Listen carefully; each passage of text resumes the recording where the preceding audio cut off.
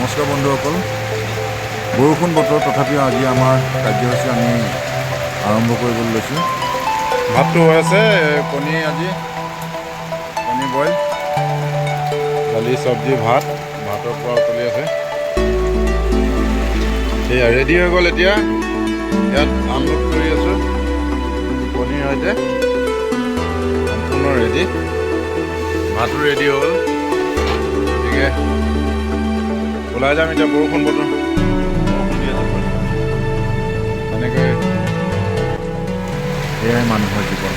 দেখিছে নহয় আপোনালোকে, মোৰ দোকানৰ ত্ৰিপালৰ তলতে যি ধাৰাসাৰ বৰষুণ, তেনেকৈ বোকাৰ মাজতে সৰু এখন ত্ৰিপাল পাৰি শুই আছে তেওঁলোকে। চব বৰষুণ বতৰ, পানী পৰি আছে চাৰিওফালে, দেখি বেয়াই লাগে সঁচাকৈ।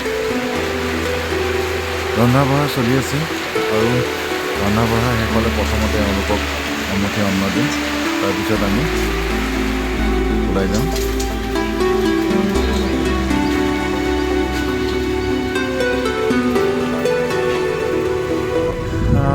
মৰমৰ বন্ধু বান্ধৱীসকল, আপোনালোকে আমাৰ কাৰ্যসূচীবোৰ চাই কেনেকুৱা পালে জনাবলৈ নাপাহৰিব দেই।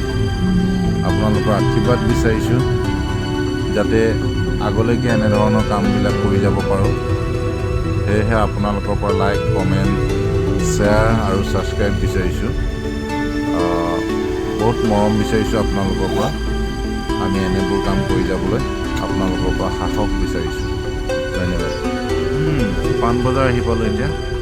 ইয়াত দুজনমান দেখিছোঁ, ইয়াতে এওঁলোকক এমুঠি অন্ন দি যাওঁ, তাৰপিছত আমি আগলৈকে গুচি যাম।